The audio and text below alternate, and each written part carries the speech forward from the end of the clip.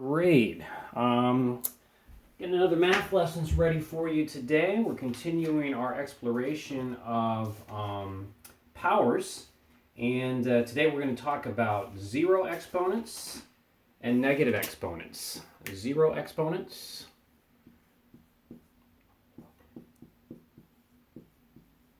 and negative exponents.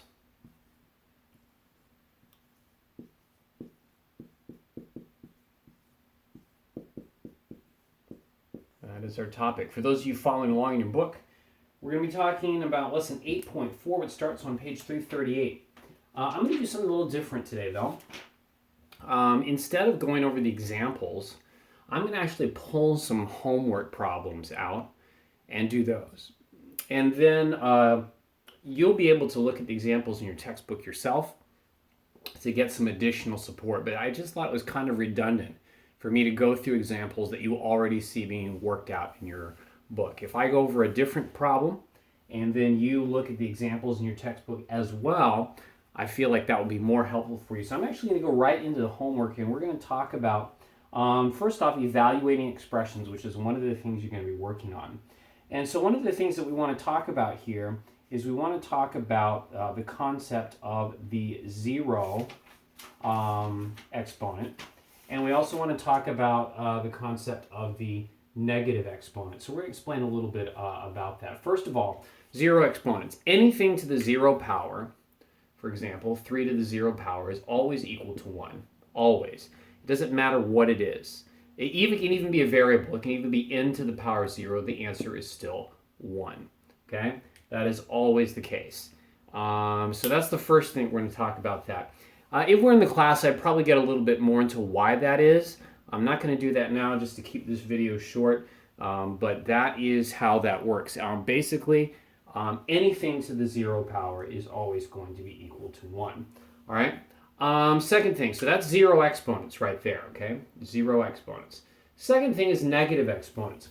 Negative exponents actually mean something a little different. We talked about this already when we talked about scientific notation. Negative exponents are basically a short way to write a fractional value. So, for example, we might say that 4 to the negative 2, 4 to the negative 2 is actually equal to 1 over 4 to the second power. This actually brings us to a fourth meaning of the negatives, the minus sign, right? We already talked about it. You learned that it can mean takeaway or subtraction. It can mean negative. It can mean the opposite of.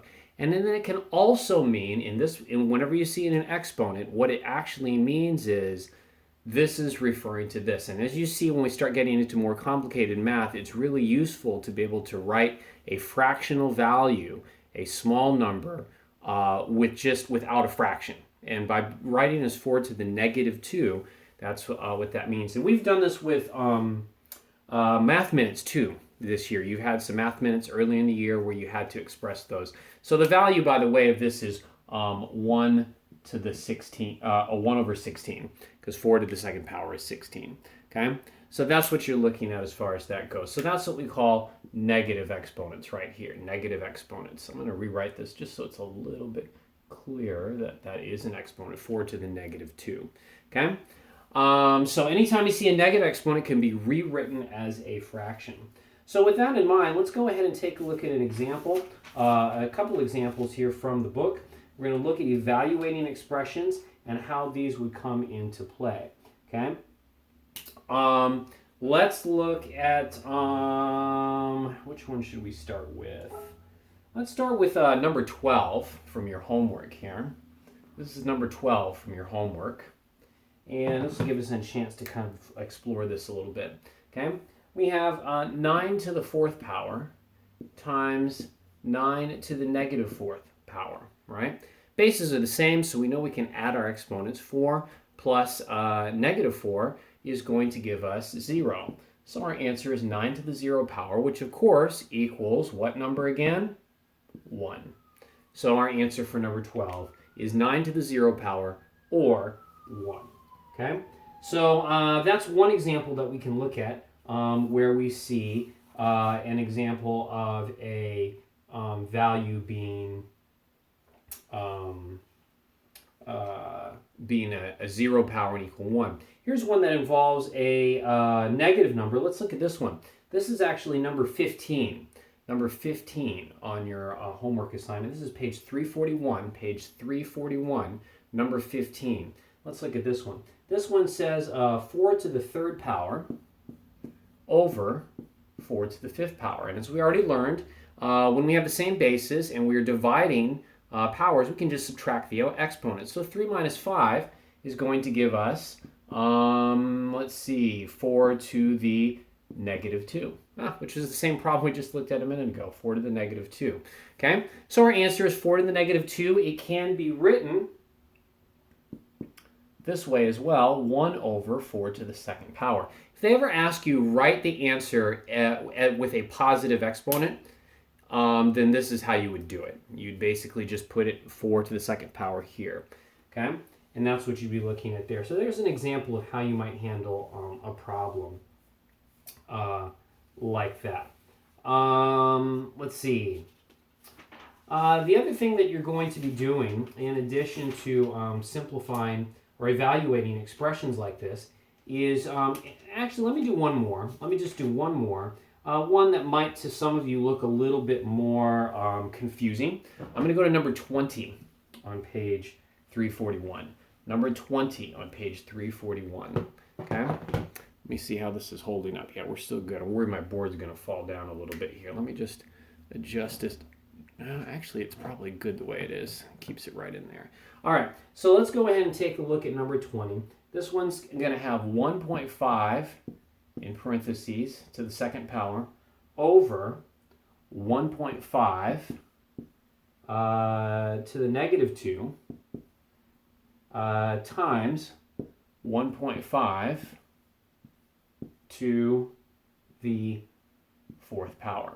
Okay? So typically what happens when you have these, this looks a little bit more complicated because it's got decimals and it's got a division bar and all this stuff, is do whatever you can over above and below the division bar, and then do the division part last. So the first thing I would do here is I would do negative 2 plus 4. That's going to give us 1.5 over 2. Haven't done anything with that yet. This is going to give us, let's see, I'm going to make sure I don't run out of room here. 1.5 to the negative 2 plus 4 is 2, right? So that's what we end up with after we add these two exponents, right? So when we add, and then when we're now ready to divide, remember we subtract exponents when we divide. So we do 2 minus 2, and our answer is going to be 1.5 to the 0 power, which of course, you know, equals 1, okay? And so that's what you're looking at for number 20. All right, so hopefully that makes sense. That's what we're going to do as far as evaluating expressions. One of the other things that you're going to do is simplify expressions using only positive exponents, okay? Using only positive exponents. So I'm going to take a look at a couple that'll give you kind of an idea of what's going to happen there, okay? So let's take a look at number 24. We'll do number 24 first. This one says 6y to the negative 4. Right? 6y to the negative 4. We want to simplify this by writing it with only positive exponents. Real simple. We're going to rewrite that as 1 over 6y to the positive 4. And we're good to go. That's it. That's all there is to it. Okay? Yeah, that should pretty much cover the ground, I think. Let me see if there's anything else that might be of use here. Let's see. Let's look at... let's look at number 26. Let's do 26, shall we? Let's look at number 26. I think that'll be a good example that we can take a look here. And then I'm going to talk briefly about word problems as well. All right, so for this one right here, we have 9c to the third power, 9c to the third power over c to the negative 4. Now, if we rewrite c to the negative 4, that's going to rewrite as 1 over c to the negative 4, right? So it'll basically rewrite like this. We'll have 9c to the third power, 9c to the third power, times 1 over, and I guess I can still write it like this, 1 over c to the fourth power as far as that goes, okay? And so then what we can do here is, let's see, how would we approach this one? Because the answer is going to be 9c to the seventh power, which seems to me that you would be separating these because it's only the c. Yeah. That makes sense. The only thing is, it seems to me like what you'd really be doing would be adding. Oh, I see what they did. Okay, never mind.